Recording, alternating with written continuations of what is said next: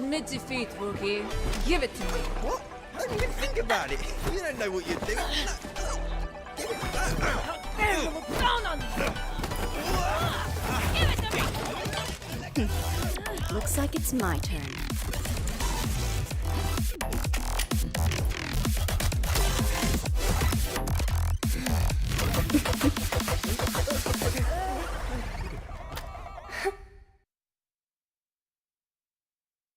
Yesterday at 1500 hours, a convoy was attacked passing through Asara's eastern transport hub.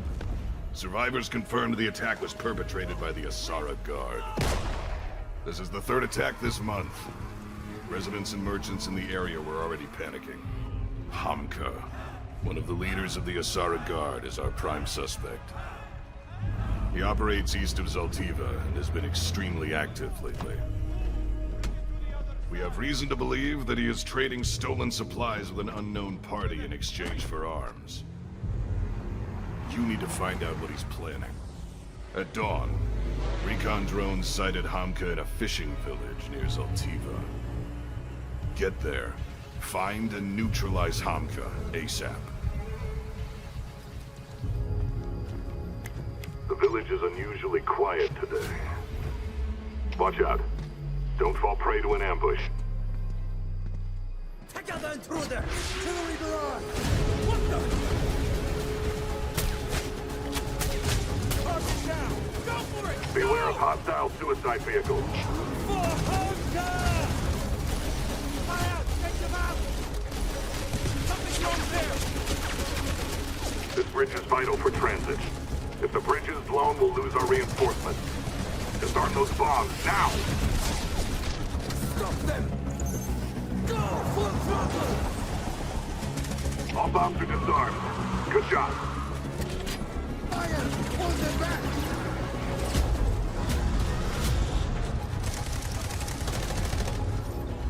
A Havoc heli? What's it doing in Asara Guard territory? Our vehicle needs to be fixed! Loser! Over here! RPG! Take them! Taking damage! Fire! Fire! Land them! Now!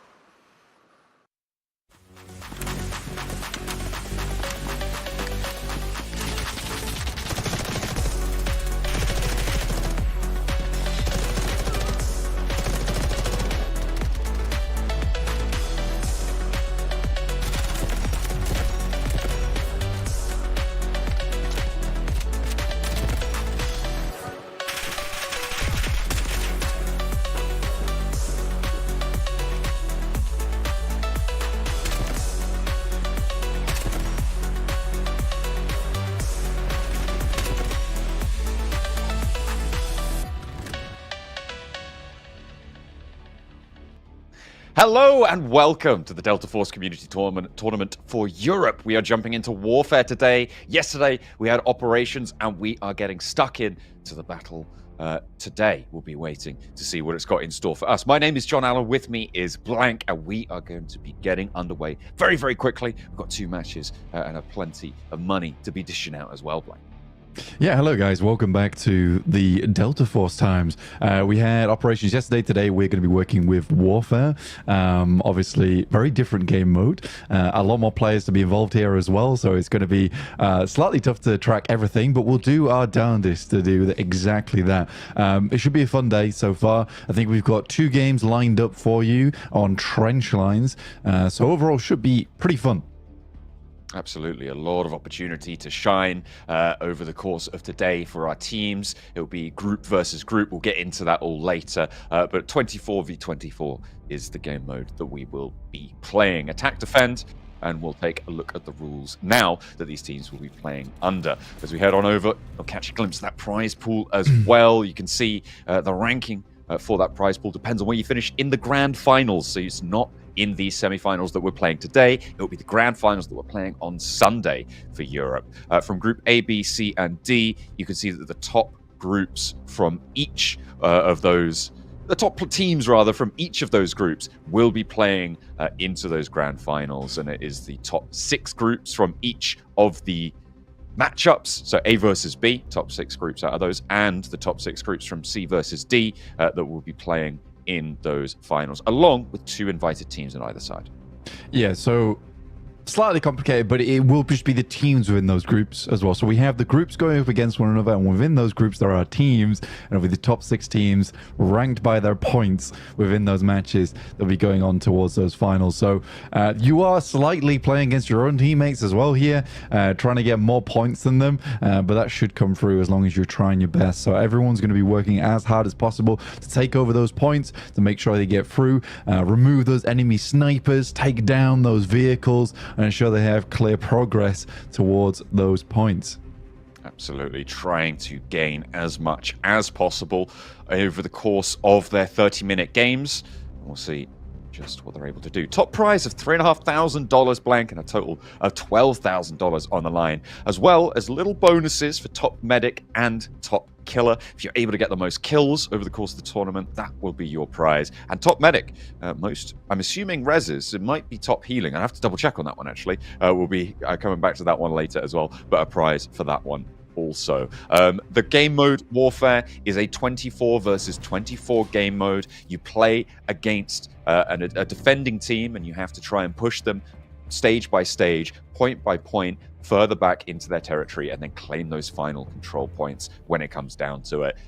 Overall, we'll kind of break it down a little bit more during those games as well, but overall, it's just a case of send 24 of your guys in, try and take down those defenders and keep control of those points.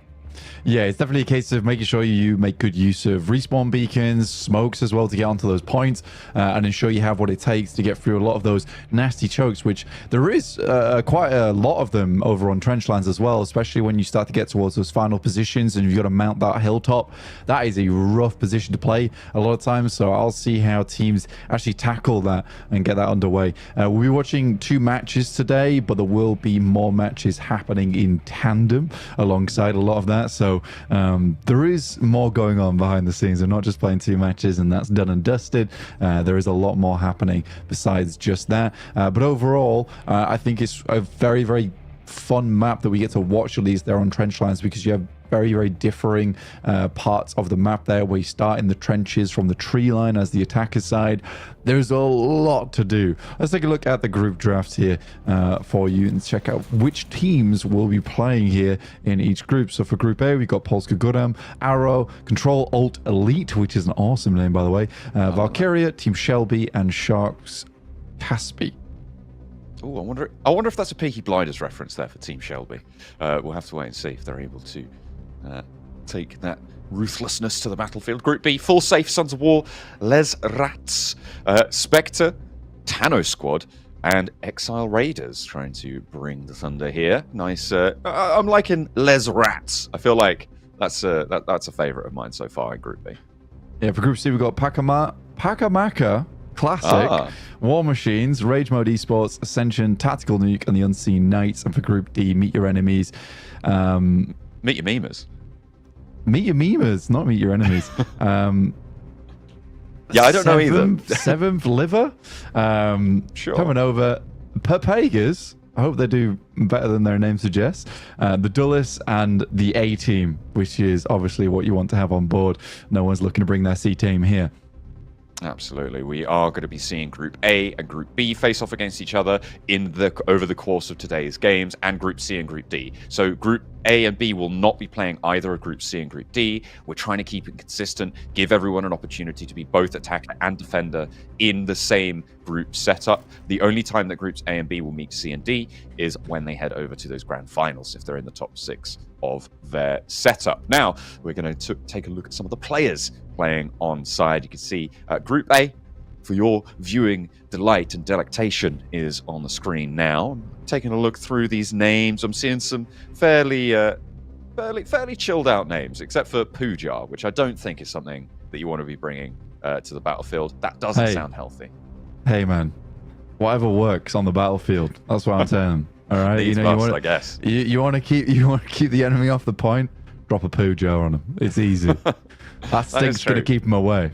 In the trenches, man. They've seen far worse. Group B, they're going to be taking them on as well. That is Group A. A's opponents here. Moving on through. We've got a little bit of sushi over on SPEKTR. Some hopefully looking a little bit stronger than some raw fish. Maybe trying to hit him with that poison pufferfish attack. Going to go on through. That's a patented move of mine, actually, so I'll have to have words. That's fair enough. You know, they can't be stealing that one. This is our Group B overall. This is the team that we're playing, the group that we're playing up against Group A. In Group C here, we have Pakamaka, who are back, War Machines, Rage Mode Esports, Ascension, TacticalNuke, Unseen Knight, Tiggleton. Not quite the Tiggleton, but, you know, there's a K in there. Perhaps he'll have some smooth moves just like the famed player himself, Fetbouch, as well as Thoki. There's a lot of like almost their names. I think for War Machines they have probably the best set of names that would relate to this type of war mode, but we're on to Group D now. Fair enough. A lot of short names over on the A team. We're seeing Tiger, which is pretty self-explanatory, on Termonova on side there as well. What is that? Turbo Supercharge as well from Meet Your Memers. That's definitely one quick battler going to be going on in for the squad. We'll see if they're able to keep up the pace against Group C over the course of the day. We've got 2 matches for them to play. We'll see what they can do.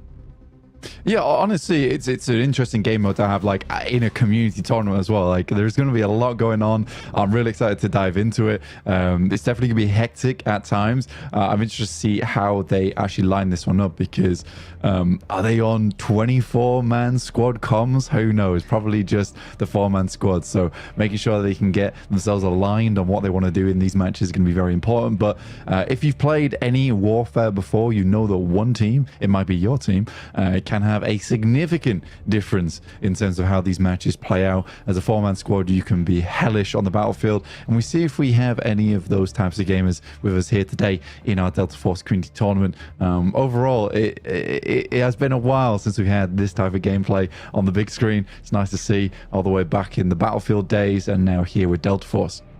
Yeah, absolutely. We'll be looking forward to it. Let's take a look at today's schedule.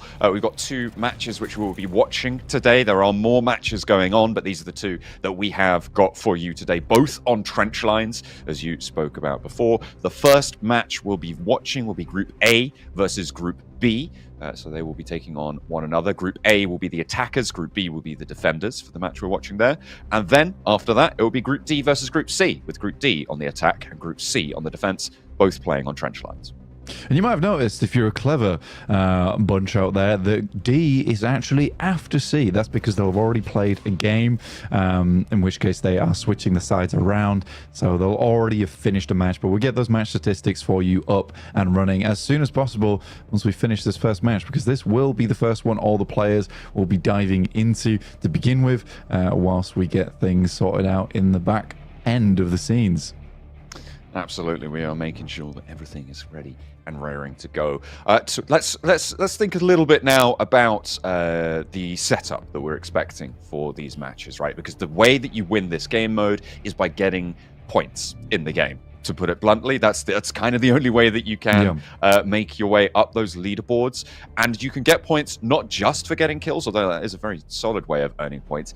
There's all sorts of activities that can get you points. We're talking, well, Rezzing teammates is a massive one, so I'm expecting to see quite a few medics on the battlefield, just running around trying to drop those smokes, get those rezzes, try and earn those points for the team, and we'll see if that comes into play as well. Revealing enemy locations, using utility, getting assists, all of these things play into your points total. I'd be curious if we had seen any 4-man Luna teams. They're just all sending out the recon arrow and just getting tons of points off the back of that. I'm not sure. Vehicle, obviously taking out vehicles, that's quite a lot of points for you as well. So you might see some Alurus up in there. I'm not sure. You know, 84s could be pretty significant. I don't know how many snipers we'll see in this game mode. They are useful to have in terms of holding down objectives, but in terms of grabbing those points, you are far away from the action, so using utility, not always the best thing in the world. You might see some Lunas picking it up. Who knows? But I doubt many of these players are going to be standing still for too long to open up those headshots. I wouldn't be necessarily too surprised to see a single sniper taking up position towards an off angle, trying to get one of those respawn beacons down as well, and then sending the rest of their squad forwards as a 3-man unit trying to sweep through, especially when you get towards the second stage of trench lines, when you're into those trenches themselves. It can get really, really hectic, and getting a solid respawn beacon down that doesn't go noticed by the enemy can have a massive value for you moving on in, as you can just be running around, sweeping through those backlines, really causing chaos, and not necessarily needing to go for the actual objectives. Well, you can get points for going for those objectives, sure, but sometimes it can be a little bit more profitable just to try and farm those off angles. So we'll see what teams are going to go for. This is Group A that will be playing on attack first of all, back in with Puja on Control Alt Elite. Yeah, again, I think there's going to be some interesting comps. Even with Hacklaw, though, you could just run with an SMG realistically and still drop that recon beacon quite happily, not have to have a sniper do that job at all. Even Luna being able to pick up an assault rifle, very much a possibility in these matches, not have to sit too far back. I am curious, but we'll see, because the game is starting very shortly, and we finally get to see exactly what's going to break down here on Trench Lines. Absolutely, we are heading on in. And remember, it is Group A on attack, Group B on defense. So if you've got a particular favorite, make sure you're rooting for the relevant squads as the teams will start to try and make their way in. The start of this map is a little bit more open. You have that single point as well. Makes it very, very brawly, very scrappy. You need to protect those flanks. You need to maintain control in the center because it is a single point of contest between these two squads. So we're getting started straight away here as both teams begin their assault against one another. And already we got trees dropping down. We got lumberjacks in the building. And Group B fending off versus Group A as they attempt to make their way in. Smoke's already down. Healing happening, but Group B's doing a great job to keep them at bay. Trying to prevent them from getting up into that wall. As soon as they're inside, they can start to play around those boxes, play around those containers, control sightlines. You can see a lot of smoke being operated with on this hillside, and immediately B trying to push over, trying to overwhelm a lovely flank. A bold push out through the smoke does get caught. They aren't going to leave anyone alive either. A line up there for Lolo, not going to be able to make it all the way through. And for the meantime, Group B holding up on the defense, not allowing A too close. Yeah, right belongs to the lines. And again, getting stingers, drone smokes out, very important here to get people up and close to the front lines. Got the tanks in action as well, which is nice. Dropping a quick smoke. And they're just sending and launching artillery over at Group B's position. Group B actually pushing out quite far. Playing up to this forward outpost, you can see they have a little bit of cover to play around, trying to just suppress those flanks at the same time as holding point. Pretty tricky, but it looks like we may have had a little bit of a sneak through here. Have to be worried the player on the other side of it doesn't win the trade, unfortunately. I don't think there's going to be a respawn beacon there for them, but in they go. Now look at that flank, it's been opened up, and immediately Group A are going to capitalize. Pushing Group B towards the back now. This east side flank going to have such a massive amount of power for them as they start to close the jaws of this. Yeah, it's a good push. Honestly, a great push from Group A to get around the sidelines. And now looking to push through onto Group B, who have been fully retreated back off towards that western side.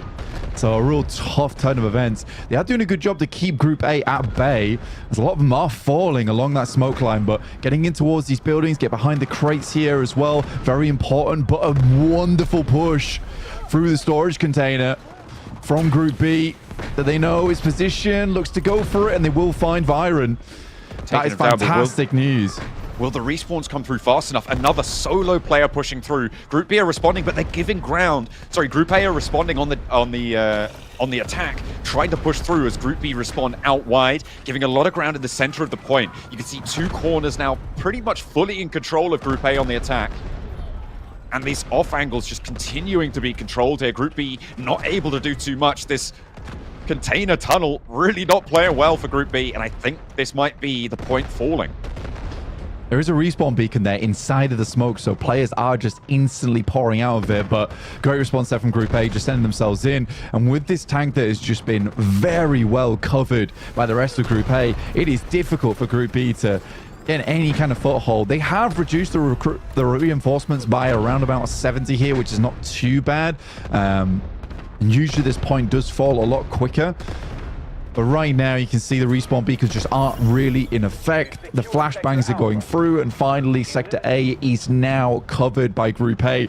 And it is the full retreat coming through from the guys over on Group B. But what a rundown. Goodness me. Okay, now we're into the trenches, Blank. We're going over to that low ground, high ground difference of opinion. These rotations, these vehicles coming through from Group A on the attack, moving in and already securing flanks very, very quickly. Group B not fast enough on the extract to control the back. And in they go for the fight towards that rear guard, needing to try and control this flank. Otherwise, it could just be curtains here. And a fast regroup, and a fast push coming through from Group A. Really nicely held up, but everybody goes down to it. No reses are going to be available. The tank, in the meantime, going to lead the charge, being protected by the team. I wonder how much value you get out of the tank. Sure, it's a really big threat, but in the same way that you're not necessarily bringing snipers to the plate, you're not necessarily going to get the same value out of the tank that other teams, other players are going to be getting for playing on that flank. Even artillery strike's been brought in pretty immediately. Here we go. We're overclocked all the way to 300 gigahertz here on the side of Sushish. Attempting to get into the front lines inside of these trench lines. This is very good work at the moment.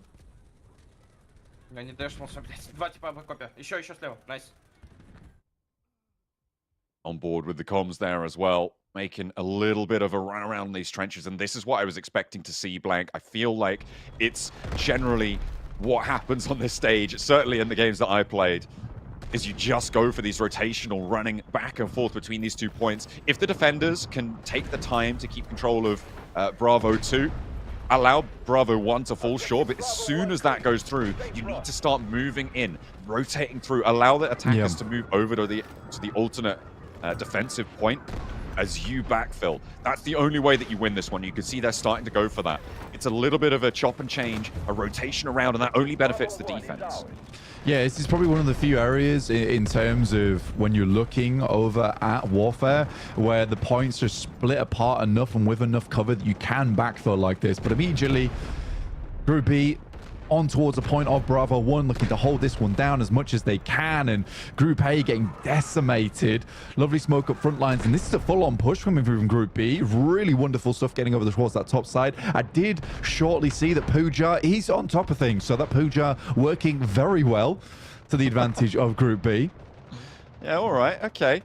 Making it work. Bravo 1 back under control. Bravo 2 didn't even fall in the meantime, although there are some lone rangers trying to go for it, and the back cap might actually happen here. A lot of investment into Bravo 1 as they try and secure this. Having Bravo 2 as a spawn point for the attackers is going to be pretty impactful. You start to surround Bravo 1, coming at them from both angles, but this is now the run out. Bravo 1 fully under control. Bravo 2 under threat, has been captured. Can they get the regroup? Can they find this response? I mean, Bravo 2 being backfilled is not that big of a deal here for Group B because they can immediately refill onto this one. The fact they're able to take down Bravo 1 so succinctly, now they can get straight back over towards Bravo 2 and start juggling these positions between one another. There is a couple of players still on point from Group A, and with that securement of Bravo 1 from Group A, potentially they can start to lead this into one another. It depends on how quickly Group B is able to reclaim Bravo 2. Bravo 1, I mean, the tempo at the moment sees that the attackers are currently in favor, right? You're talking about having these caps on points going either way. At the moment, the phase is such that we are definitely in the favor of the attackers. They just need to find that little bit of timing, that little bit of an opening to try and make it work. These reses for attackers as well, very, very important. Like, you only have a limited number of lives on the attack to make to get the job done with, right? You can see that number on the top of your screens, 294 respawns available. Getting those reses doesn't drain that counter. So picking players up, making sure that you're moving forwards without draining that is massive in terms of resource development. Yeah, it should be one of the few times you actually see in Warfare teammates picking one another up and not just ignoring you and running over you like you were a bit of trash on the side of the road. No. Oh dear. I mean, it does happen, right? Not when we were playing together, you know. We're running across that open ground trying to get those reses, but you know what, the rest of the team, they're not so concerned about it. But in a tournament setting, you'd hope that are a little bit more prescient, as well as the fact that it gives you points for getting those reses. Very important. Yeah, the flash zone actually really useful here from Hacklaw as well, especially in the trench lines where you can just send it through pretty open ground and be fairly certain of where players are going to be. But here is a big push coming through from Group A now to get onto both of the points. There is a fantastic hold coming through from Relaxed DF. Holding down. Bravo 1 still up and kicking. Look at this. Group B's doing absolutely awesomely. I mean, this looked bad for quite a while, but finally starting to bring things back into the picture. And the reinforcements, they are dwindling at a rapid pace. Not quite getting the respawns at the right time here for the attackers. Group A faltering a little bit on this hurdle as the defenders have managed to up their tempo, get that spin around, that roundabout going their way.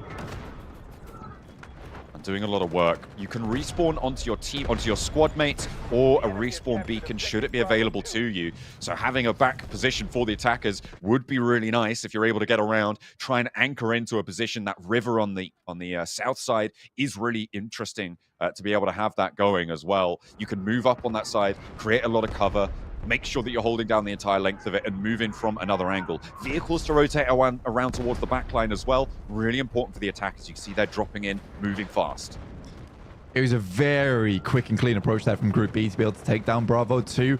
And with it being slightly panicky on the side of Group B, now they can start to backfill on the side of Group A and get over back towards Bravo 1. With Group B not having full control over Bravo 2 at the moment, you can see here that much of the control is now in the favor of Group B. But I do think that Group A have done a good amount of work so far to hold down to these points, reduce the reinforcements, and they're still going strong. At the moment, we're down to 210 on those reinforcements. Going to be crossing that 200 mark, and that's where you need to start to worry.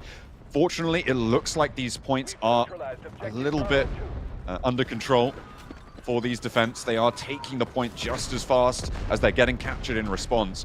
Now, the question is, do you leave players to try and garrison Bravo 2 as you go for that strikeout? You know that the defenders are going to try and hold out and rotate back on in. You can catch them on the rotate, garrison Bravo 2. You can start to take the momentum under control.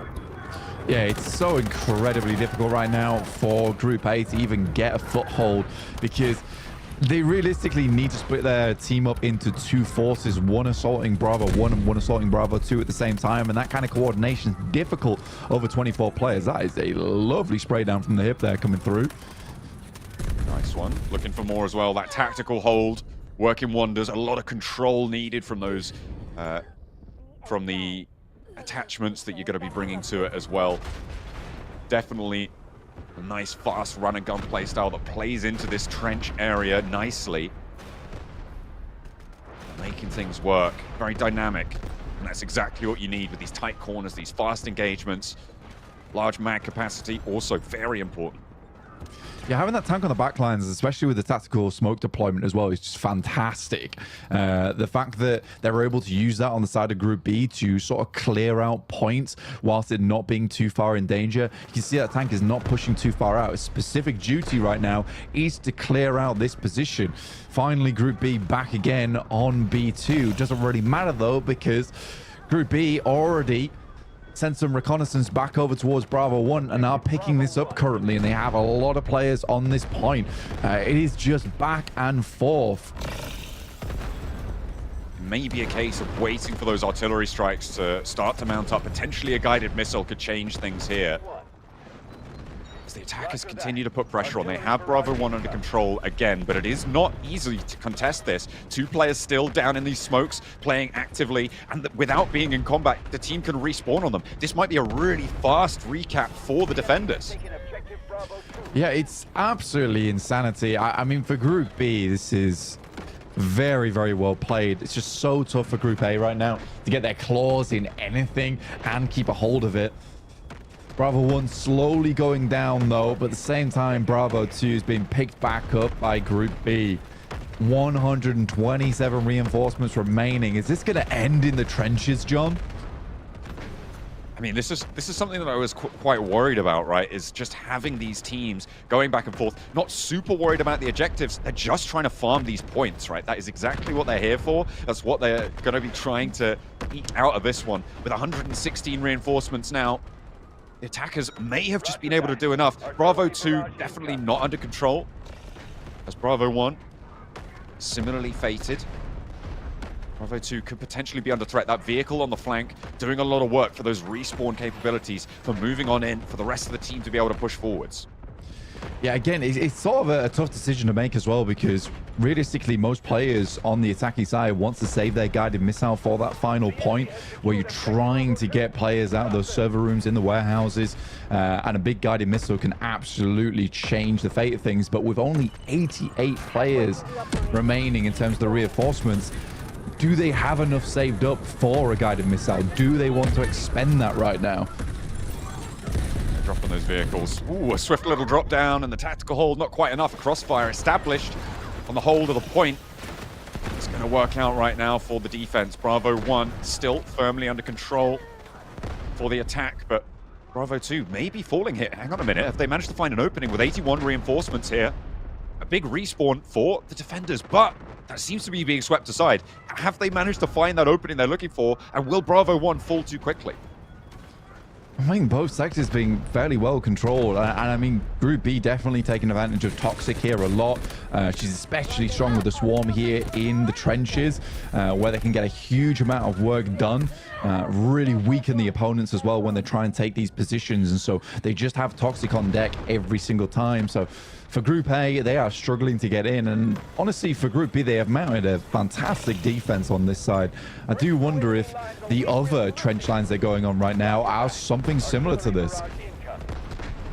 Attackers seemingly gaining a little bit more pace, but Bravo 2 almost overwhelmed here. You can see the attackers starting to get flushed out.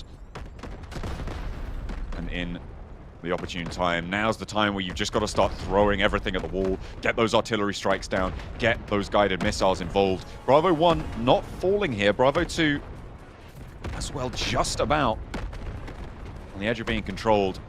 The issue is, if you want to earn points, you can't be the garrison squad, right? You need to be moving forwards and going on in there. A strategic beacon, though, may be able to change things. If you can get a fast set of respawns coming through for everybody on your side, you can overwhelm with force as another tank starts to roll on in from the sidelines, trying to get it done. But there's only 39 reinforcements, and that number's falling. Yeah, with the strategic beacon as well, like, players are just instantaneously respawning back on this point. Bravo 2 finally lost here, and Bravo 1 going down at the same time, and the attackers might have just found that break they were looking for, but in comes the tank straight into the trench lines itself. Bravo 2 under pressure. Reses are more important now than they were before, and a big pickup there. A spray down from Pujar in the corner on the attack, making things work over in Bravo 2. There's a tank over towards Bravo 1 as well for the attackers. That's going to make it a lot harder to get on in involved. You can see it's not really going to have the tempo with 20 reinforcements left, and that is dropping still. You can't afford to be going for these revives, but can Bravo 2 get under control in time? The attackers may have just about been able to do it here, Blank. Amruz as well with a massive magnetic bomb, and I think Group B might have just defended this one.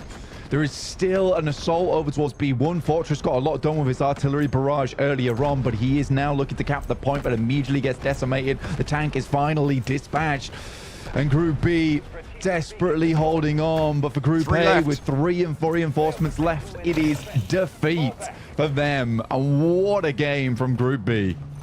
What a way to hold it down. People getting too stuck in the mud there down in those trenches, making not enough headway. Not quite. It felt like in those final moments, people actually realized, oh, wait, we should probably actually try and win the game, not just farm these points as well.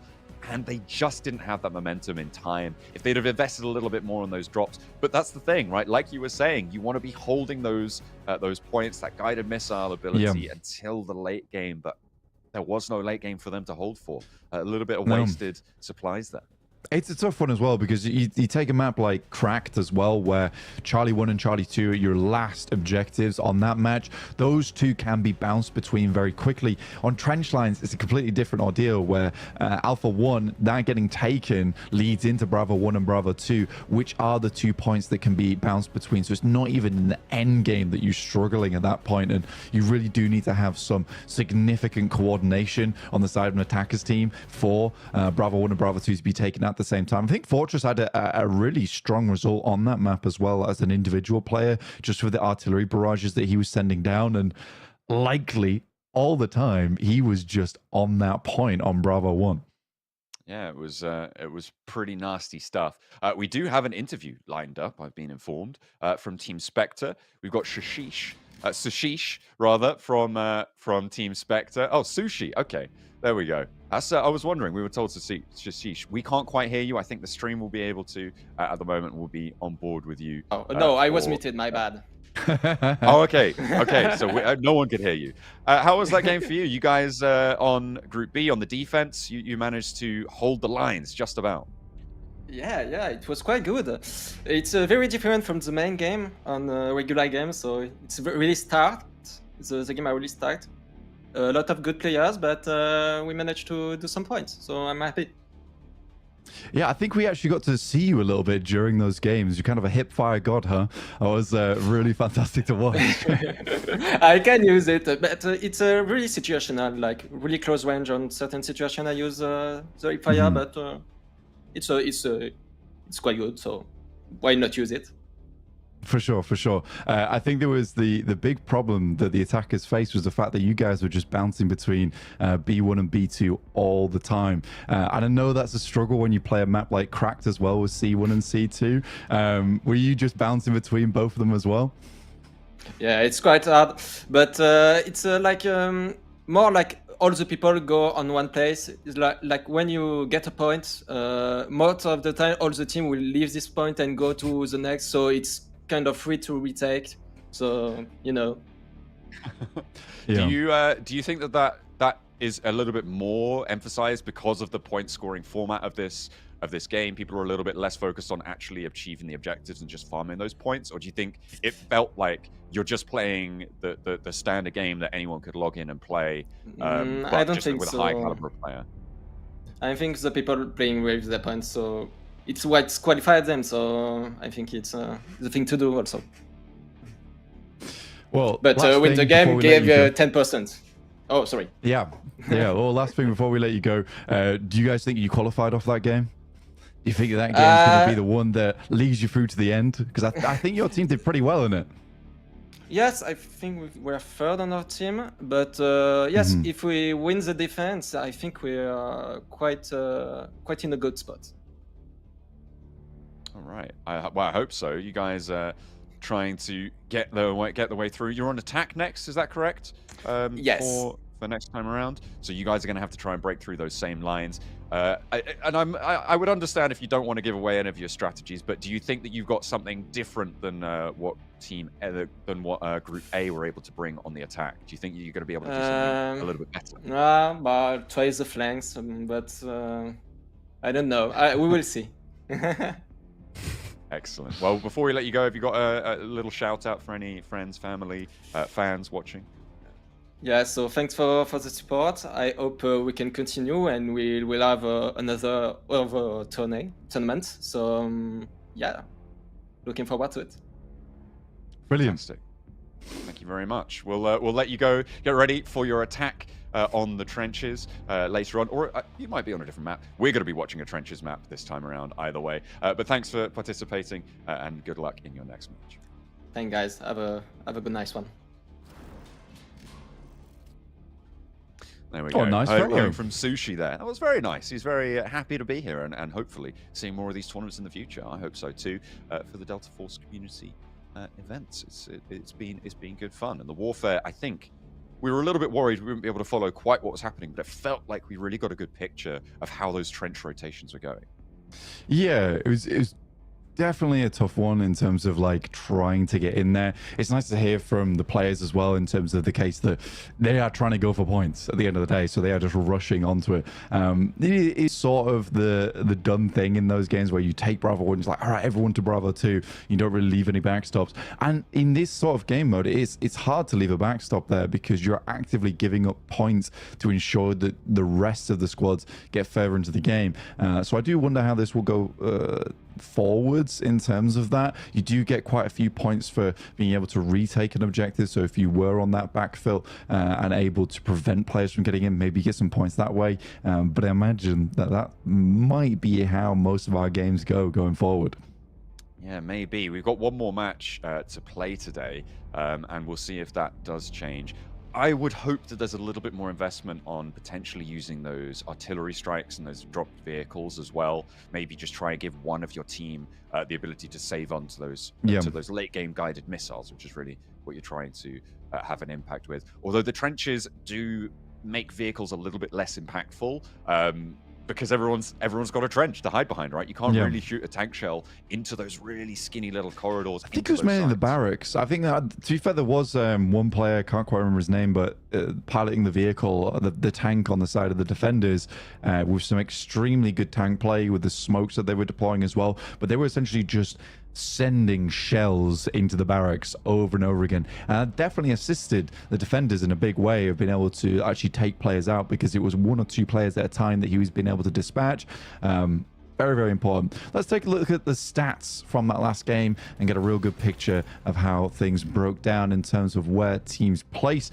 And it will be our best squad was full safe with Landgrab, Cupid, Crazer, and Canyon. 20,000 points, followed closely by 18,000, 16,000, and 15,000. But it's the 46 kills, which is absolutely unreal. Absolutely, and only 1 res, which means that that isn't necessarily the way to earn the most points in the lobby, which is a little bit interesting. You can see a heavy investment on those reses from Krazer, so there is that counterpoint, being 4,000 points behind, though a little bit low on that metric. So Landgrab at the moment leading on that side. So designated medic, that's worked out quite well for them on full safe. Yeah, I'd say so. And I mean, if you look at this, we're rivaling about 120 worth of reinforcements going down. Best score, one's Wanozy. I've definitely butchered that. I'm so sorry.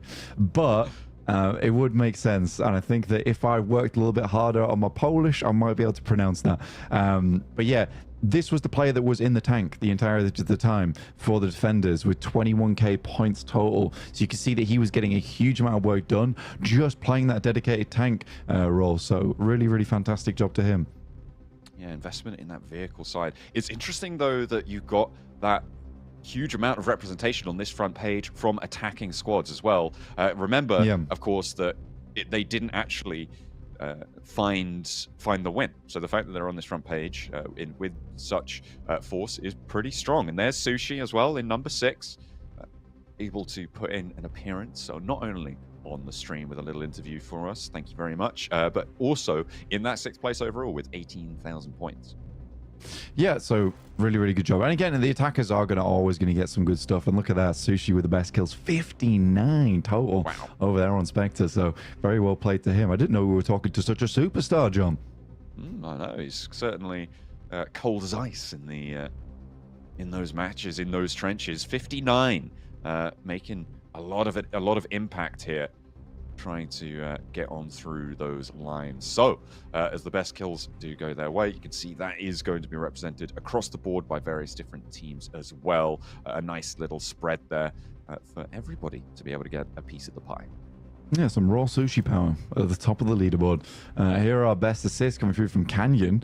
96 total on the attacker side. The only attacker within the top 7 as well. And he is by far up there with a massive margin of around about 25 points between him and Fodazai. So what a crazy game there from Canyon. Yeah, really great stuff to find those assists. Although you'd imagine maybe it's those heals just sort of shooting on out, potentially coming into the mix of it as well.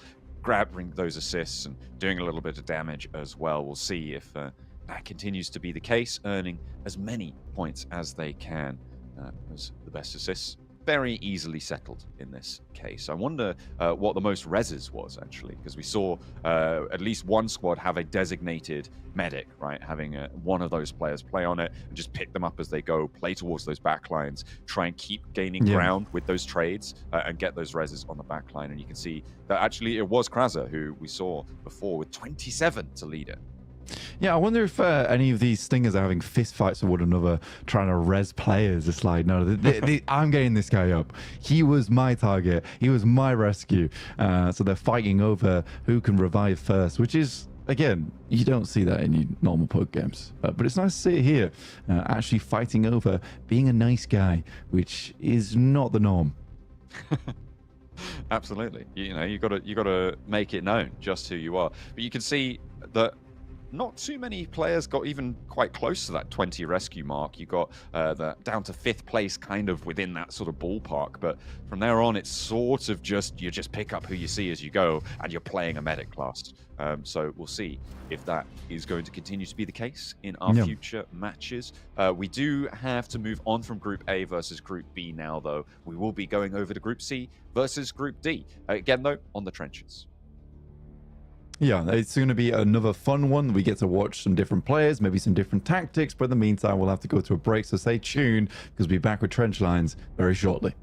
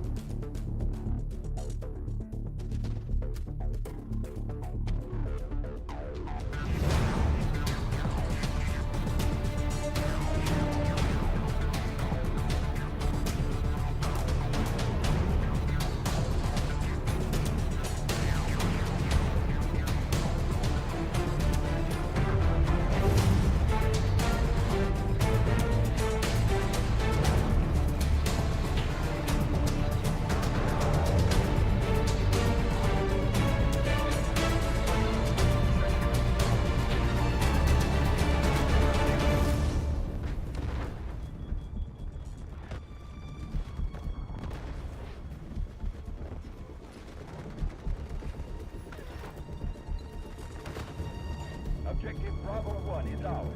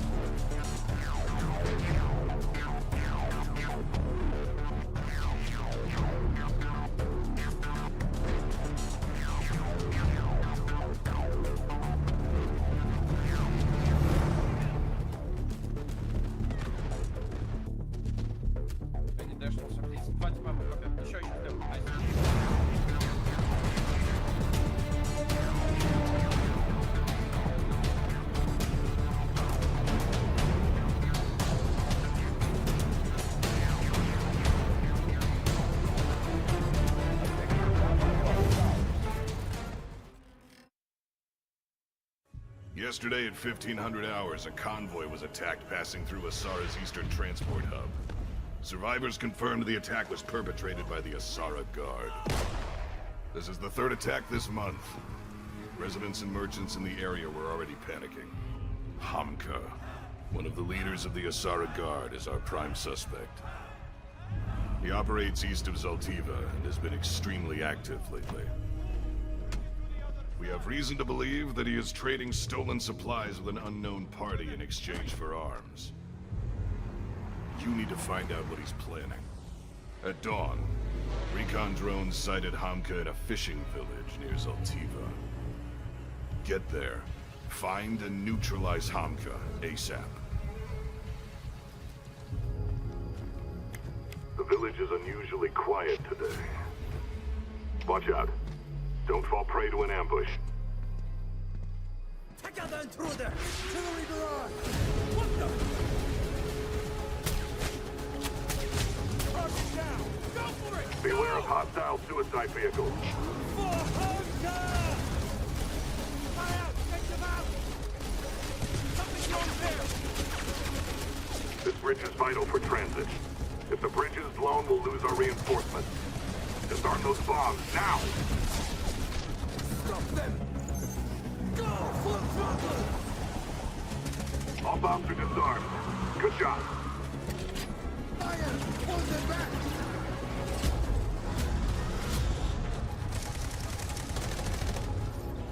A Havoc heli?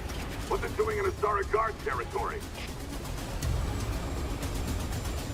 Our vehicle needs to be fixed! Loser! Over here! RPG! Take them! Taking damage! Fire! Fire! Land them! Now!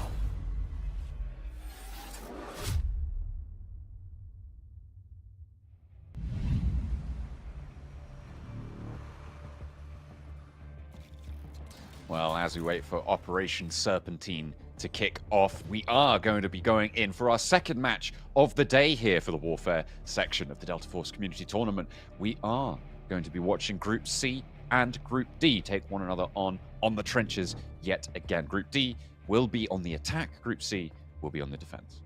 Yeah, so they've already played their one game so far. They've already gone up against one another, so they somewhat know the rules of engagement, I guess you could put it that way, of what's going to be going down here. Obviously, Warfare has been extremely impressive, to say the least, from two of our teams already in Group A and Group B. Group B winning out on their defense. It's been awesome. It has been awesome to watch so far. I enjoy watching Wozdinozy. I still can't pronounce that guy's name, but in the tank, being able to get that many points was impressive. I think we were expecting more people to just be getting points on the ground. But let's take a look at some stats from Group C and D of how their previous game went down. AB, sorry.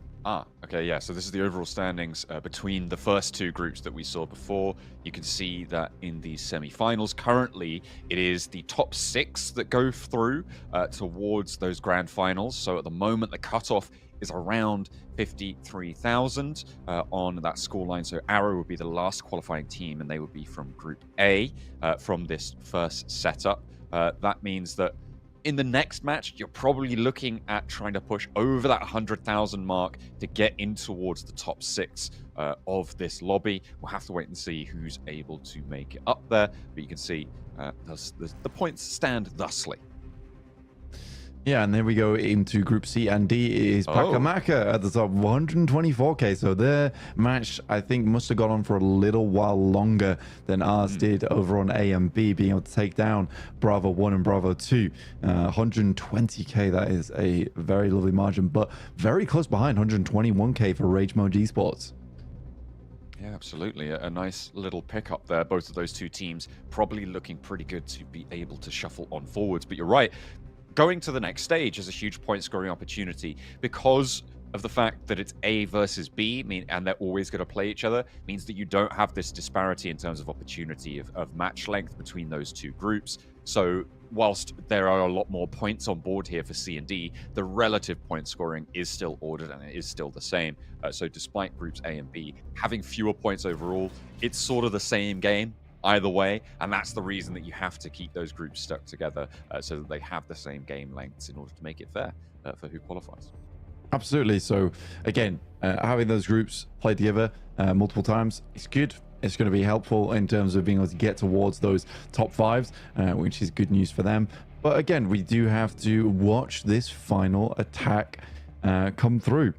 I think that for Group C and D, this should be definitely an interesting one. I'm curious to see what kind of tactics they'll be bringing through, which differed from Group A and B. Let's take a look at the players who were participating here in Group C and D as well, because we didn't get to take a look at them closer earlier on today. Yeah, as we've got Pakamaka, a little bit of a what is it? No, a spoonerism. That's one of a childhood favourite of many British toddlers, I'm sure, which is probably, at this point, most of the players playing this game, right, is going to be relevant to them from the Isles anyway. Rage Mode Esports as well. Some cheeky little performances coming on through. War Machines with Ghost. That's probably the edgiest name we're going to see in the course of these lobbies. Yeah, I imagine so. Here's Group D, though. Meet Your Memes. Seventh Liver. Still unsure on that one. Termonova, the Pepegas, the Dullis, and the A team. And we'll see how the A team does do here. I mean, Pakamaka, despite having quite a childish name, they are bringing some big firepower to the lobby, which is fair play. And it will be amusing if they're the ones that are able to bring this one home. But we do have the game ready and underway, so let's head over to trench lines between Group C and D. Is Pakamaka going to pack a punch? We'll have to wait and see over the course of the second go-around that we'll see today here on the trenches for the Delta Force Community Tournament here in Europe. Now, first point, we saw this before. In general, you need to control those flanks, otherwise you're going to get overwhelmed. We'll see if they're able to do it nice and quickly with Group C trying to defend. Group D already up into the wall. No control seemingly, and this might be a fast rundown. Yeah, Group C struggling at the moment as Group D just fires onto the point. Dear me, that is rather loud. Whoa, a big increase in the volume here coming on through. As Alpha still not falling, I thought that first surge might be able to overwhelm it, but seemingly pieced back together, playing the other side, maybe luring them into a trap a little bit. Yeah, and they fought back pretty fiercely, did Group C. Keep Group D at bay. Just shot around the side there. Mary Chain. That's a strong name. Certainly is, but this flank maybe looking a little bit less strong, needing that rescue. Hits the deck, gets that res. Nice and quick there from the Toxic. Playing on the medic class makes things a lot easier. Now, with Mr. Bunny in the tank, this is interesting. An approach early. Bringing that tank in can put a lot of suppressive fire down over towards Alpha. And this might make it a little bit easier for the attackers of Group D to make their way on in. You can see they've gained a lot of ground within the site. Yeah, Group C's definitely struggling now as more and more of Group D is just pouring into the site. But there is a bit of reinforcement. Well, for not for long, they're all trapped underneath a tarp. Be able to keep a hold of it, it seems, though. A nice little resurgence into the point, playing on those spawns of squads. The flashbang there to push them back. You can see the outpost is going away, and the top of the tarp now finally taken down. Maybe they can get a res, but then again, it might just be a little bit too long of an order with 348 resupply reinforcements as well on the attack. This is a fast approach to Alpha. Yeah, and with no respawn beacon set up, I mean, this is the time for Group D to get in there. Already, Tiger up to the wall, looking to send around the side, into the smoke. Does get tagged down a lot, but survives it. A lot of pressure around the side here. Papa trying to get a little bit of a peek on, but will not be able to crack the nut there.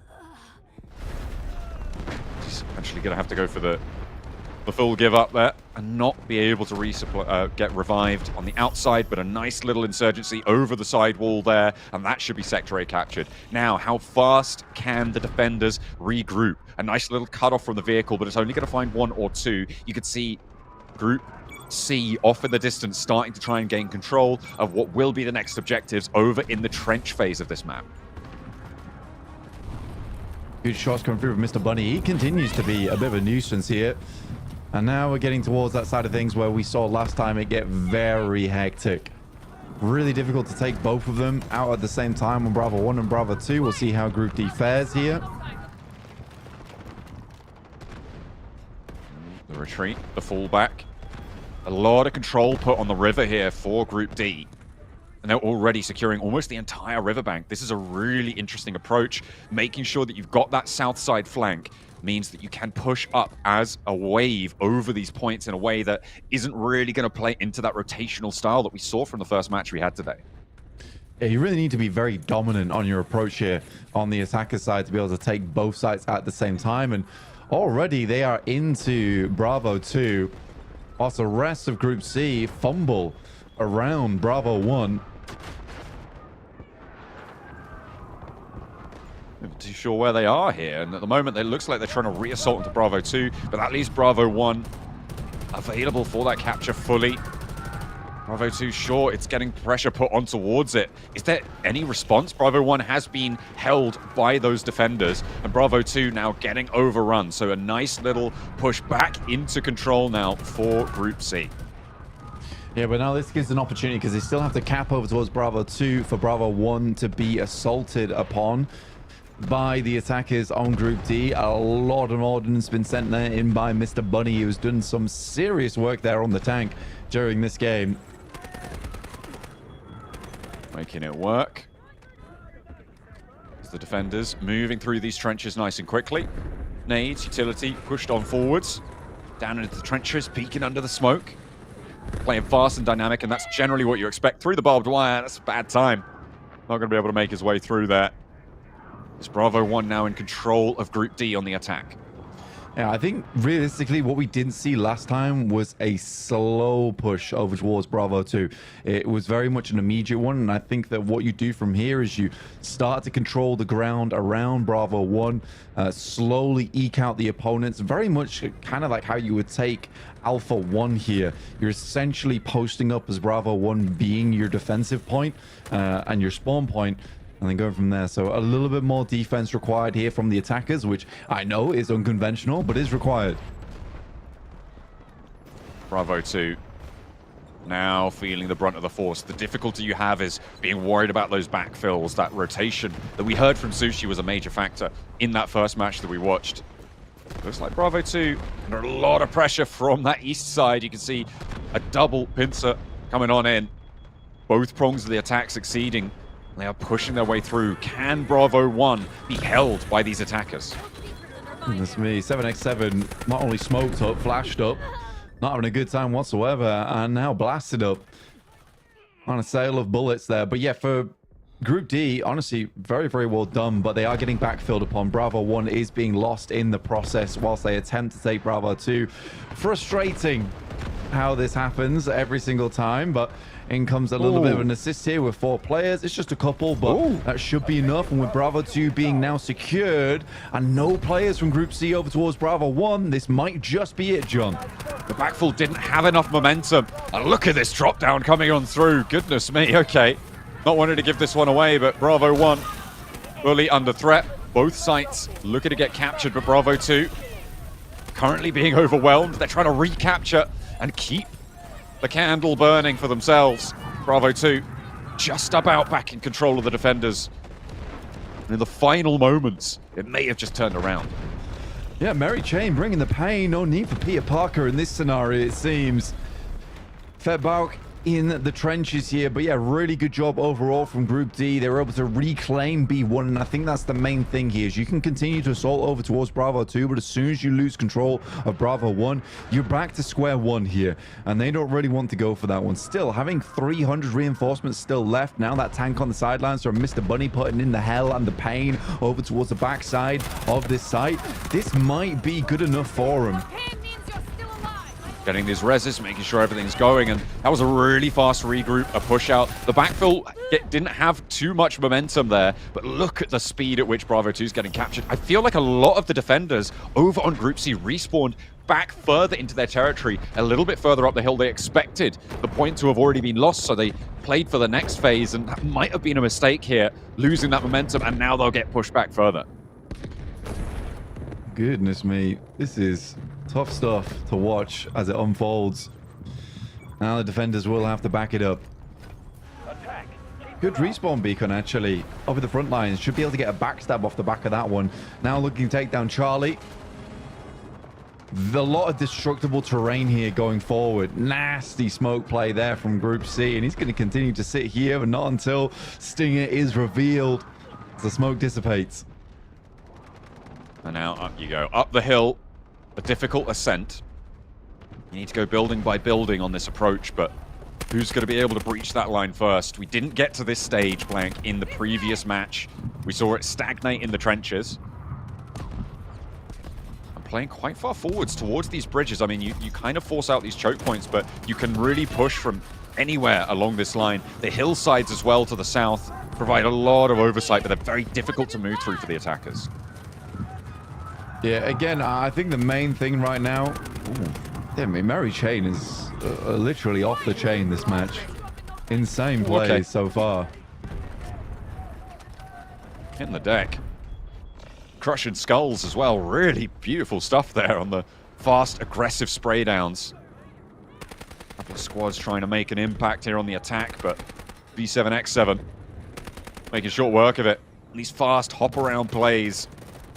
Going faster than maybe they'd like. Swaps out to the J18 as well. Both weapons in action, making it work with every magazine he's got. Interesting use of the 93R, honestly. As players would favor that G18. Yeah, make short work of him. Attackers sending round on that right-hand side. I think with the amount of presence that Group C were able to place over towards the bridge, this is probably the smart option. Right now, there is just a lot of damage being poured in over towards Charlie. Luckily, Group C are doing a much better job here of holding on versus Bravo 1 and Bravo 2. Oh dear. Oh dear, a little bit of a finisher here. I wonder what breaks first, his body or his spirit. Over the knee he goes, and that's a spine down. Realistically, right now,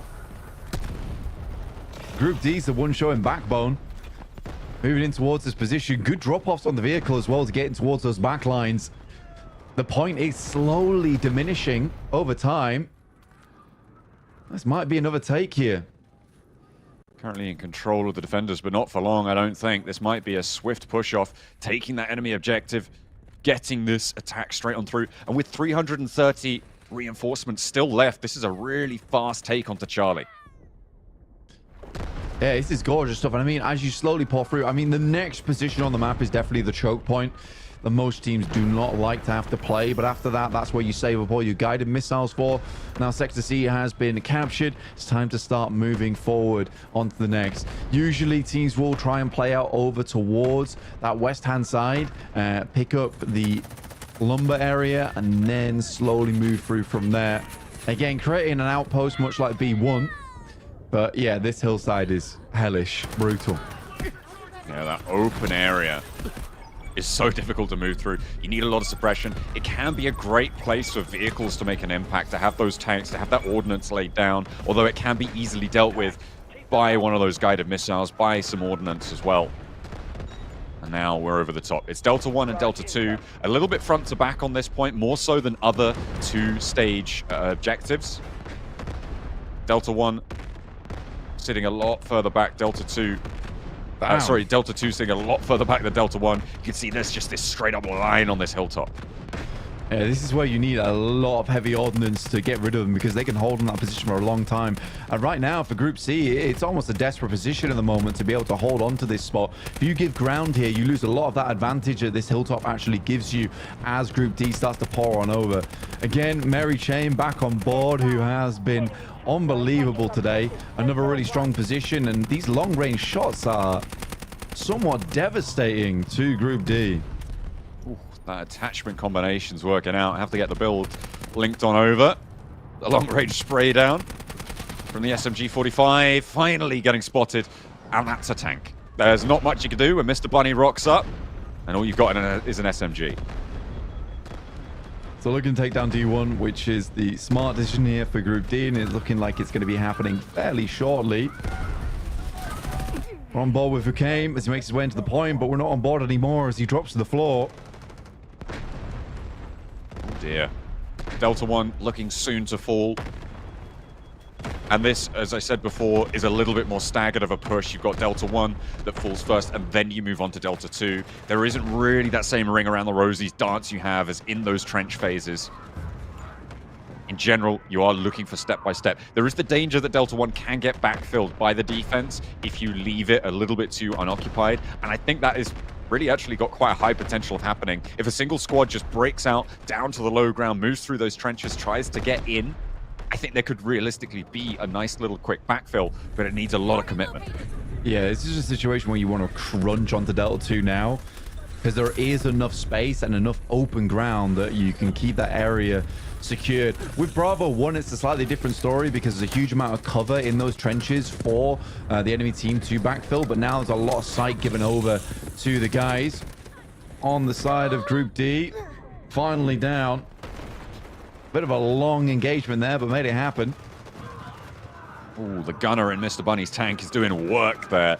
Two players falling down very, very quickly, and Delta 2 being all but surrounded here. Delta 1 not under threat either.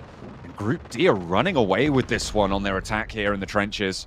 I think it's working out well for them. There's that strategic beacon going down as well. I wonder if that's on attack or defense as well, because that could change things. Ooh, a back cap. There it is onto Delta 1. Yeah, that's a really important position to be taking at this point in time, especially if a strategic beacon was placed down on D1 as well. That's going to make it very easy for the defenders to keep things under control. There is a player, though, coming in to try and defend, but it's not enough. And V7X7 is able to hold on to this for Group C. In comes the rest of the squad, though. Ooh. A lovely tank kill onto one, and they should be able to reclaim this. Yeah, there's that tank coming back into action. Nicely found. So Delta 1 going back into the attacker's favor. Have they squared enough, though, to keep hold of Delta 2? Because you can see the defender seemingly having a lot more presence now over towards that side of things. They managed to get those respawns to come through. That resupply is being enacted. It's easier said than done. Delta 1 is getting captured in the meantime. And out wide, Mary Chain trying to unleash the hellfire here. Not quite able to completely hold them at bay single-handed. Objective Delta 1 is ours. Delta 1's back on board, but nice lineup here from Group D. But again, it is some just fantastic players there from Group C, able to remove a lot of the opposition. But the fact that Mr. Bunny had to back off on the tank all the way back to Delta 1 has diminished the ordnance that has been poured through over towards them. Loaded munitions, takes down 2 in the midst of everything. Lovely play there. Excellent stuff. You'll love to see it, but now, I think, is that a tank coming in on the defense as well? Certainly a vehicle drop being enacted as he hops around the corner. Mapapa just about stays alive, and he wants more. He's chewing plenty, but he's biting more. And now looks to try and take a turn around the hilltops. Goes in with the shock dart as well on the Luna, playing nice and aggressive, nice and fast. Spray down not going to work this time around, and we'll have to rely on a res. Don't know how easy that's going to be able to find. Yeah, the magnetic bomb was going a bit crazy there towards the end. Artillery barrage dropped in. I think that is from the defender's side. That's just going to buy them a little bit more time. But 272 reinforcements. There's still a hefty amount of players still up and kicking.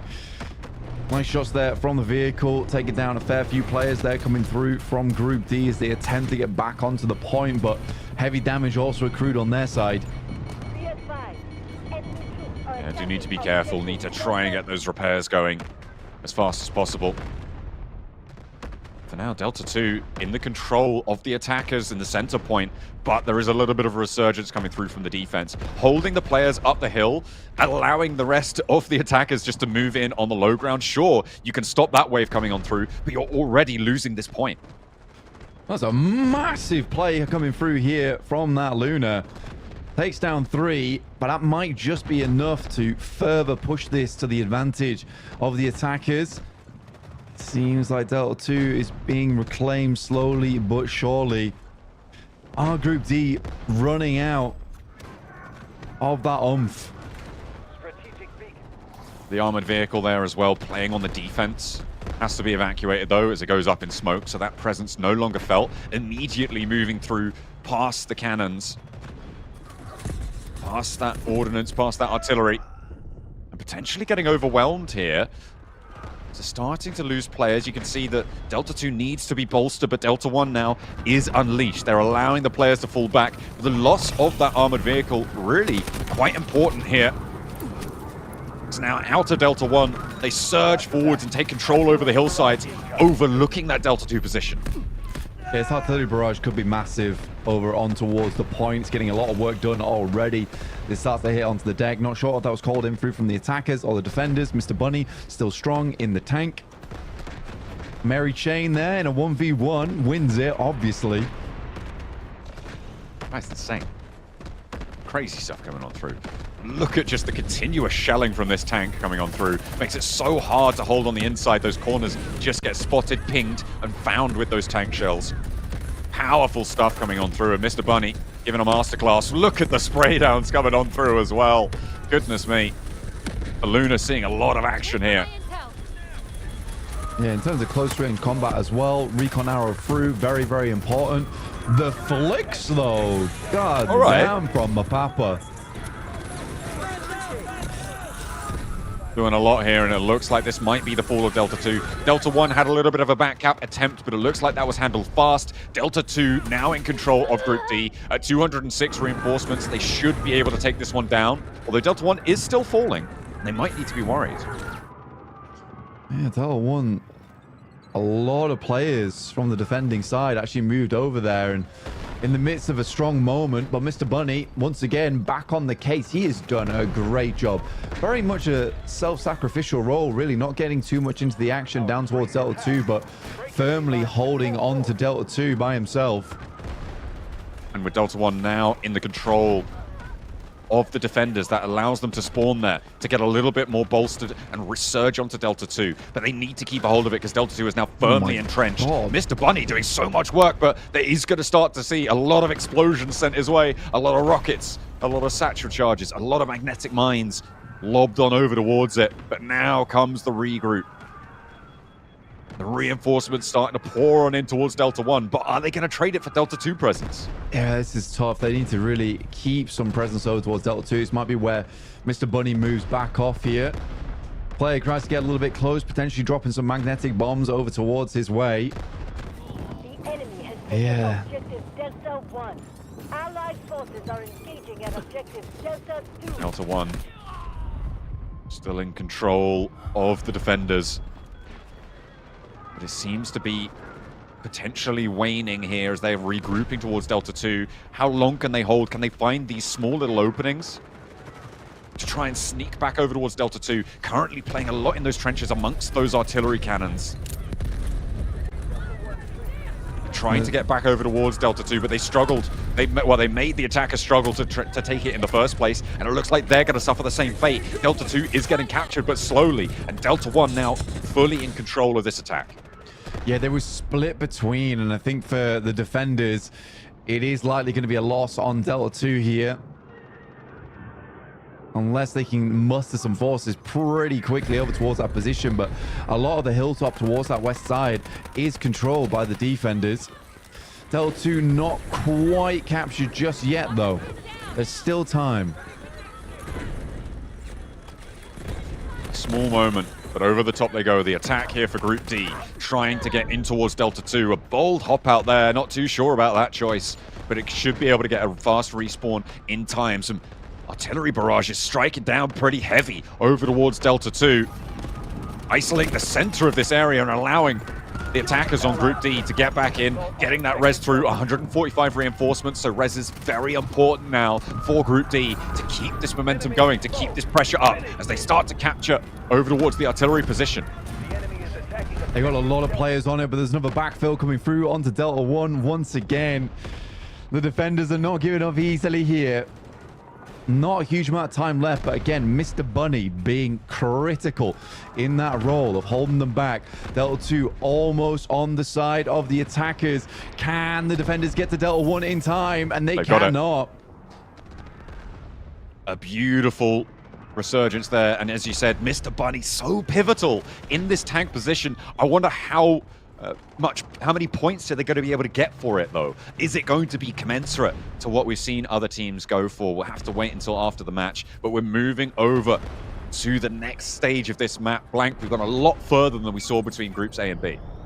This is where strategic respawn beacons become very important, especially with the fact that you have a situation where it's quite a long run up over towards E. Trying to go very fast here. This is a squad roll up coming on through. They're getting that strategic beacon down. Actually, this is a good On the play. zip line. This is so fast. Teams might not be ready for it, and they're already into the server room, Blank. That is a really good beacon, actually. Wow. Dropping that one down there and then, fantastic. This is something that happens a lot in these games. People don't control the tunnels, and that is what can spell defeat. There should be players that might have enough currency right now to be able to purchase themselves a guided missile. That strategic beacon is huge. It's going to allow every single attacker, as soon as they go down, to spawn directly next to the final point, the final echo. They have to go outside of the server room, but they can maintain so much strength there, because as soon as players start spawning on the upper floor, you're going to get the whole squad able to spawn there as well, onto their teammate, as long as they're out of combat. A huge play from that strategic beacon, and it was the speed at which they did it that made it work. And a very fast potential cap here on towards the final point. Yeah, that was insane. I mean, that play alone kind of wins the game, and it's good to see Mr. Bunny still in action with the tank, sticking strong with it.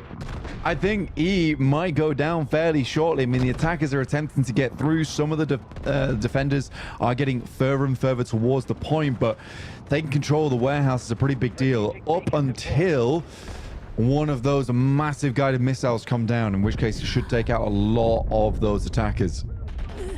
We'll have to wait and see if they're able to find any cover for it. The res is coming through, immediately needed to get back to cover. Do not want to be losing these reinforcements because they're on 210. This isn't what you want to be seeing. We're starting to see the missiles come on through. What sort of an impact does it have? That's a huge opening now in the middle of Echo for the attackers to start to try and push on through. Group D opening up the case here. As Mary Chain actually on the massive high ground here, up onto the turbine. Trying to find these shots down. Teams are going to start to notice this as soon as these eliminations come on in. As soon as these players start dying in the crosshairs, Mary Chain is going to be position revealed. I mean, even so, Mr. Bunny would have to walk a little bit further away, but finally does get taken down. Mr. Bunny still bringing the pain on side. Stinger can't really do too much to stop him. There's players up close, to shell to the face. That hurts. It's almost like he took him out with the side of the barrel there on the swivel. Clobbers him straight on down. I think Mary Chain has, oh no, dropped off and has spotted the player who took him down in the first place. And now the push comes on in, finding those players in the parachutes as they try and leave that high ground. The server room not fully under control for the attack. They did lose it there, and I thought that respawn beacon was going to work, but seems like Echo now under control. The outside courtyard is under control. No defense stronghold, and Echo halfway captured now. The guided missile to seal the deal. Yeah, guided missile on the point, and that might just be it with Group D. A very, very strong performance from them here on this map, and I believe that might just be game over. Dropping that smoke cover as well. Group D make their way all the way through the trenches, and a really, really solid approach. A good start to that Echo game. If that server room had been under control fully for the defenders on Group C, by the time that respawn beacon went down, might have been a different game, but Echo was blasted wide open, where normally you see a lot of teams struggle to make that ground. Yeah, I mean, honestly, on the side of Group D, they did a really good job. I think Mr. Bunny was very instrumental, because the fact that he was using the tank to kind of sit back and hold on to the objectives that had already been taken, it's very crucial role, but it didn't require them to have so many attackers, because one tank is the equivalent of quite a few, especially when you're just defending one position, which is typically not what the attackers they're in that situation for. So again, Mr. Bunny, what a wonderful play from him. Basically single-handedly won that game from Delta One. Yeah, I think he had a passenger in there as well at various times on his squad, able to man that machine gun, keeping those solo players from getting close by. Of course, you've got those high-power shells, but you need to be able to suppress troops moving in on foot close by, getting those magnetic charges and the like onto that position. So fantastic vehicle play, obviously very well practiced from Mr. Bunny and the rest of the squad as well. So pretty powerful stuff. But I do wonder what the relative point scoring of that is as well. And we're going to have to wait a little bit for those stats to come on through. And after this game, we're going to have figured out which teams are going to be moving through to the grand finals as well. We saw, what was it, close to 100,000 be that cutoff for C and D, about 50,000 for A and B, based on the shortness of that first match that we saw. Yeah. This time around, it went the entire distance between C and D, so I wouldn't be too surprised to see it pushing up to maybe 250k on that 6th place cutoff. Yeah, there's some seriously good teams in there, honestly, who were able to take things on.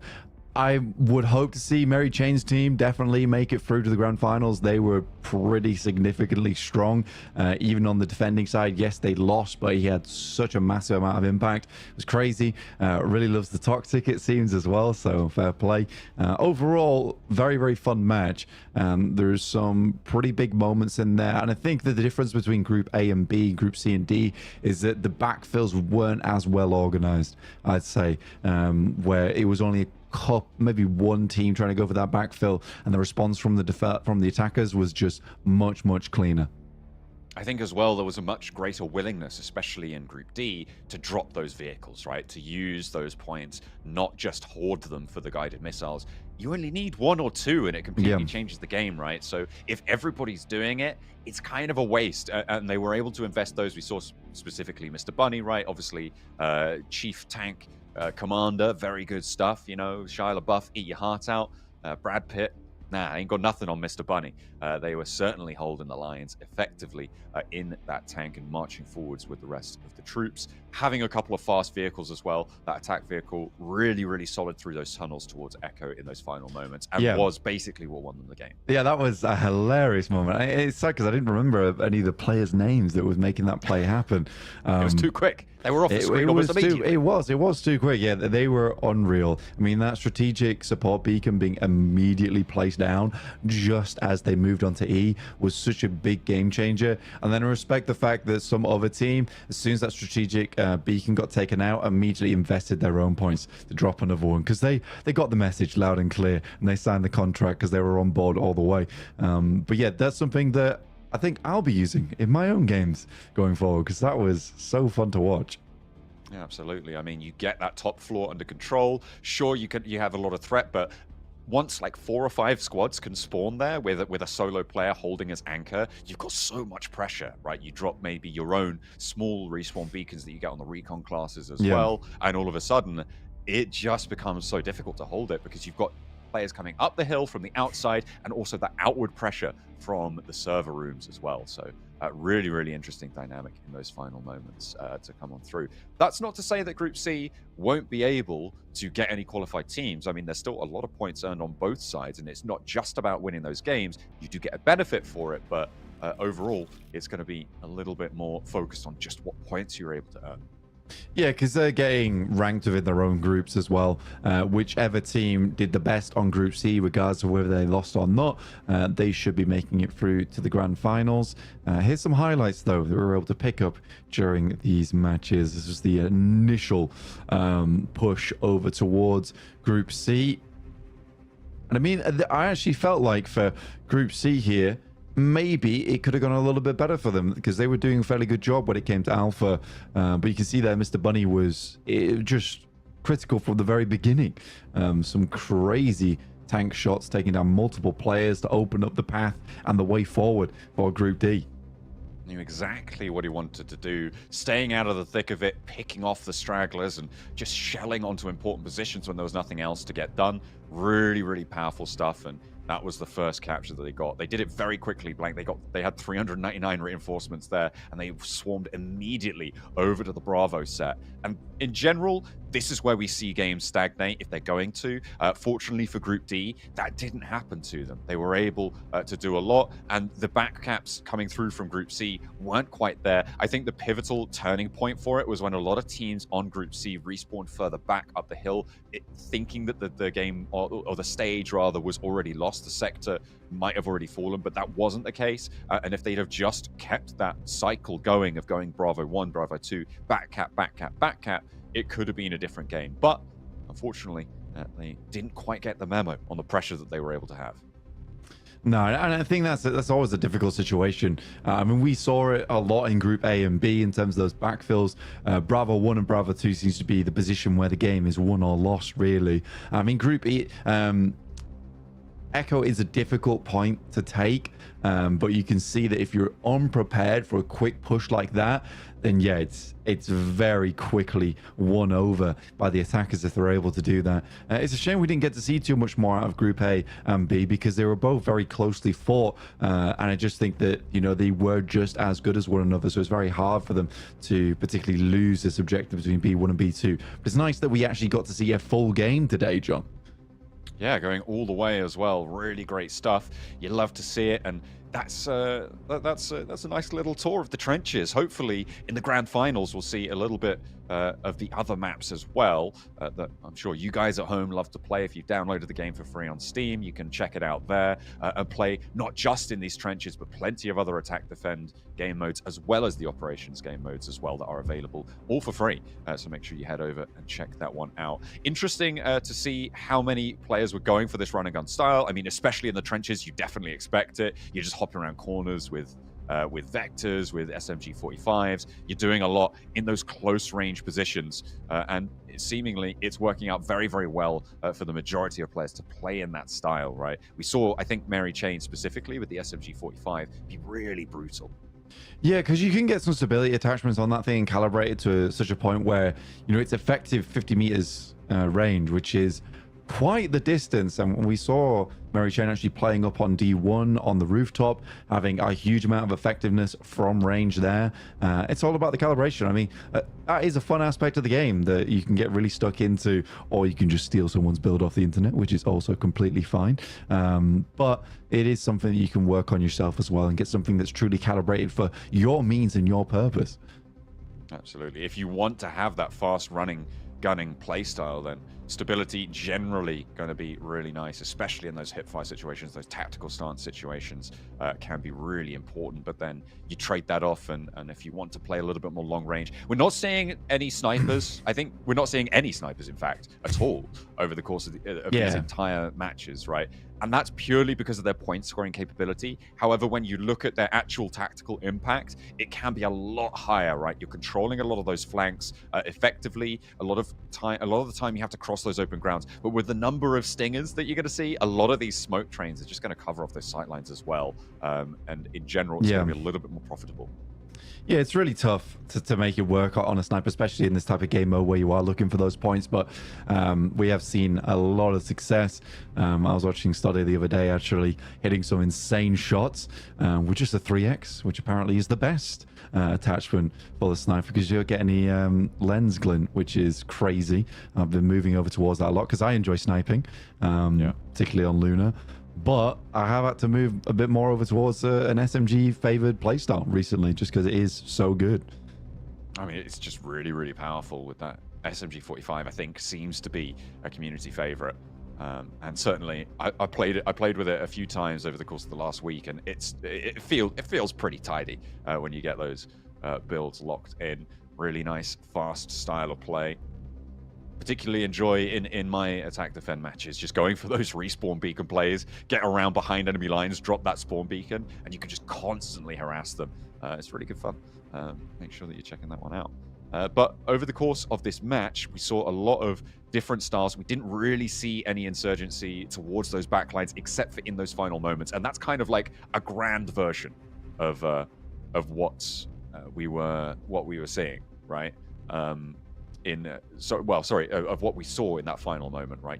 They got behind enemy lines, they dropped a tactical respawn beacon for the entire of their side, not just their squad, because when you drop your own beacon, only your squad can use it. The entire team can just drop on that, immediately spawn back, and create that entire backfill just off that fast, aggressive approach.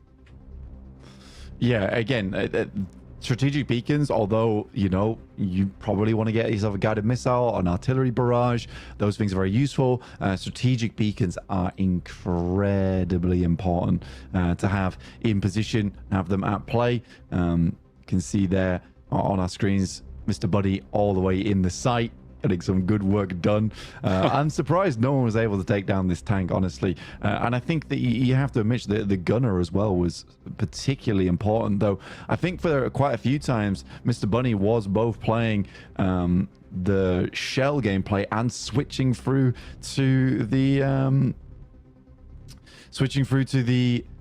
gunner seat. The gunner seat as well, which is crazy.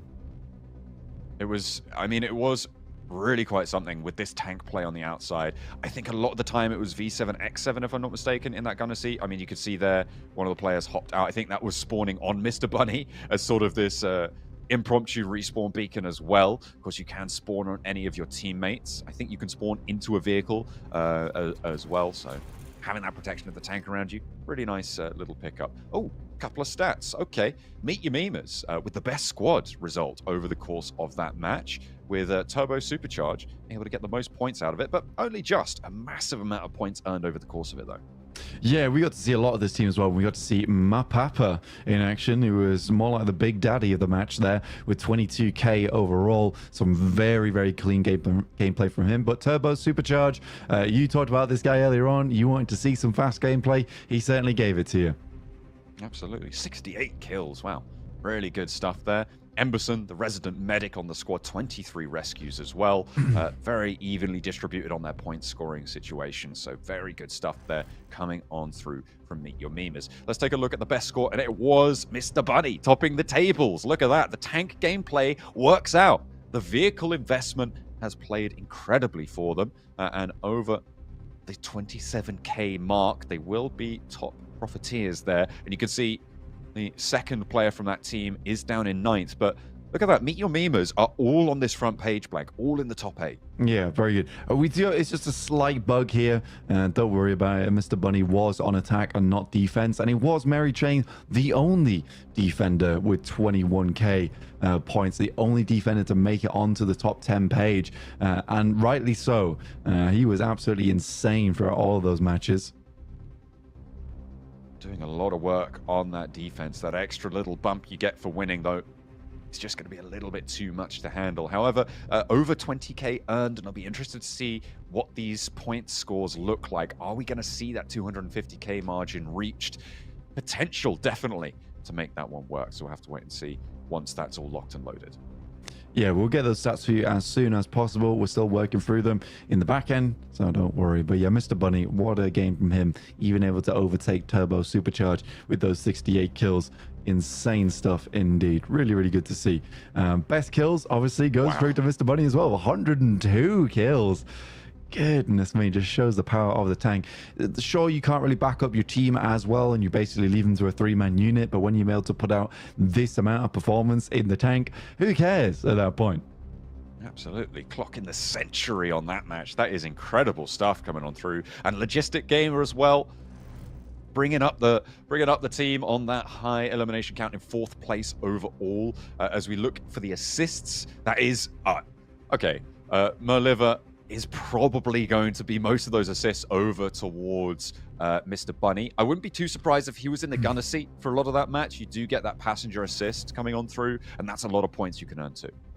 Yeah, and for our best rescues, it was Rio at 27, Emberson tying up with Disaster the Dock at 23. So overall, the reasonable result from Rio, tying up with Krazer from our last game. Really great stuff on those rescues at 27, but certainly I mean that's what you want, right? They invested those points into getting the tank on board, and they made it work. So fantastic for them to be able to have it. We do have from Team Termonova, we've got Tiger Bomb on the line to talk to us from Group D. You guys were on the attack. Thank you for joining us, Termonova, on this time around. That move towards Echo in the last point, that fast approach with that respawn beacon. Did you guys have that in the... Were you aware that that was going to be happening? Were you guys ready for it? Immediately just dropping the respawns there? Oh yeah, we have done it before many times. So it's, yeah, it's guaranteed win after that when we get the top floor. Yeah, it's an unreal move. I really enjoyed it. I mean, I like that everyone was massively on board with it as well, even dropping down a second strategic beacon, and then from all the way it was just guided missiles. I don't know if you're able to spot too much from Mr. Bunny that game in the tank. How did you feel about that one? Because he was basically single-handedly holding down all your defensive positions. Yeah, he was helping a lot with the tank, you know, keeping our backline safe. Helped a lot. I mean, especially over in those trenches, which in general you see this sort of ring around the rosies, right, where you're just trading and you're backfilling and constantly the points are getting captured. I guess that's probably one of the more impactful places to have a player like that, just continually holding those backlines. Do you feel like it's kind of other teams not investing in the tank, or do you think he's just that good over on that? Let's actually, you know what? Let's not talk about Mr. Bunny. Let's talk about you guys. Let's talk about how you felt in this game, because he's stolen the show for far too long now. So let's really focus on what you guys were able to achieve. What was your moment in that game that you felt like went very well for you guys, and you felt like you're very proud of it? Yeah, well, the last point was pretty much ours. The rest of the game, we just play like any other squad, you know. Yeah, I mean, to be honest with you, that play was just unbelievable. And I think that even the defenders were like, it's game over. It's game over at this point. As soon as you guys got in towards the server room, it's like, what can you do at that point? It's always a struggle, though, because I think players are having to hold on to those guided missiles for quite a while up until you get to Echo before you can start unleashing them. But I think the fact that you're able to get into server room so quickly meant that those guided missiles could come through almost immediately. Overall, though, Warfare, pretty enjoyable. Which would be your Warfare map that you would choose, though, out of all four of them? If you could play any right now, which one would you go for? Well, the trenches is pretty much the best one, or the other one that was suggested first. Well, trench sounds definitely my most fun map for me as well, but I do hate getting over towards Delta 2. It is the worst thing in the world. Crossing that hilltop is disgusting. We didn't see much sniping going on, though. Did you guys want to use snipes, or is just everyone on the SMG train at the moment? SMG and the LMG, actually, on the engineer class. It's very good. Yeah, for sure, for sure. We were seeing a lot of utilization and moving very quickly. Do you think that's just because everyone's kind of used to that from what they've been practicing? Obviously, it's a lot more focused on point scoring in this tournament format. Do you think if it was taken away from point scoring style, you'd see more sniping, more emphasis on things like that, and getting tactical control of area rather than just running and gunning? Or do you think that this is kind of the best way to actually achieve the goal of taking these objectives? Of course, there's gonna be more sniping if the score doesn't matter, because it doesn't produce so much score when you snipe and stand, you know, behind everything. You need to kill people a lot and being active in the fight and around the capture point to get points. Yeah, for sure, for sure. A lot more of a local focus playing in those close range CQB situations, and that's kind of what we've seen throughout the day. I don't think we're going to see that change towards the grand finals. The trenches map provides a lot of variation. Which is your favorite sector out of all of these stages? I mean, maybe Echo, you guys may be a little bit biased on that, as you're able to just razz straight on through and get that spawn beacon down. But do you have a favorite? Maybe let's leave Echo out of the consideration. Which is your favorite of those stages? The trenches, the second point. It's very good. What do you like about that? What's the sort of thing that you enjoy? The trenches. The trenches. Just run around, reasonable. Yeah. That's a reasonable answer. Get off the man's back. He likes the trenches. I like the trenches. We all like the trenches. That's what it's all about. Getting the toxic in there, getting the swarms through. It's all that matters. Do you have anything you'd like to say to your fans, friends, family at home? My teammates, very good. Absolutely. Well, we hope to see you in the grand finals, dude. And good luck with your games. Thank you. Take care, dude. See that? There we go. Trenches a little bit of a favorite seemingly for the players here, and I kind of I agree that Trenches section where you're just running around in circles, chasing the tail, the Ouroboros of Bravo 1 and 2 as they continually chomp away at those reinforcements. It is good fun, right? You do feel like you're living up to that sort of warfare fantasy when you're just running straight through those trenches, clearing those angles. It's good fun.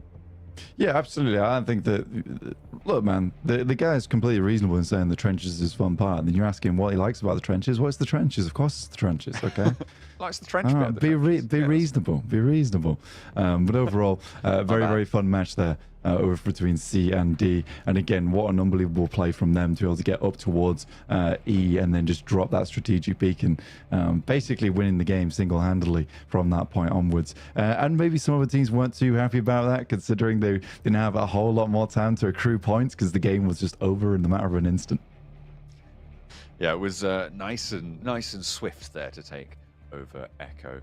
In those final moments, but a lot of points earned by a lot of players, and we are waiting on the points to be fully tabulated. We're making sure that everything is coming on through, and we've just had word the results are completely now locked in. We had to get Group A and B done as well, so it wasn't just that. Group D, obviously, winning this one with Meet Your Memers, able to top the tables. You can see both of our matches today that we've watched have concluded. There were more played in the wings, so we're waiting for those final standings to get locked in, but we'll take a look at what A and B were able to get done. This is the top 6 that will be going through to the grand finals to face off from the top 6 from Group C and D. That's Full Safe, Polska Gurom, Sons of War, SPEKTR, VALKIRIA, and Les Ratz going to be jumping on in, trying to take down the best that C and D have to offer. Oh, it's a good thing that Les Ratz were able to make it through. I mean, they're resilient creatures, those guys, 100%. But no rat gameplay, it seems. They're able to get themselves a hefty chunk of 117,000. Only 5,000 out from Arrow, though, which is a real unfortunate result for them. But Full Safe definitely deserved it all from Group B with 170k points. A massive margin. They're able to jump up towards that top side. But Polska Gurom, definitely not another team that we can underestimate going into those grand finals. I would assume with these points totals as well that this match went the full distance as well, because about 100k earned. Meet Your Memers do top the tables for C and D, and they will be the first of the 6 teams making their way from Group C and D to those grand finals. Joining them will be Rage Mode Esports, Pakamaka, Pepegas, 7th Liver, and Termonova. So we will be seeing a little bit more of them over in those finals. 223,000 score.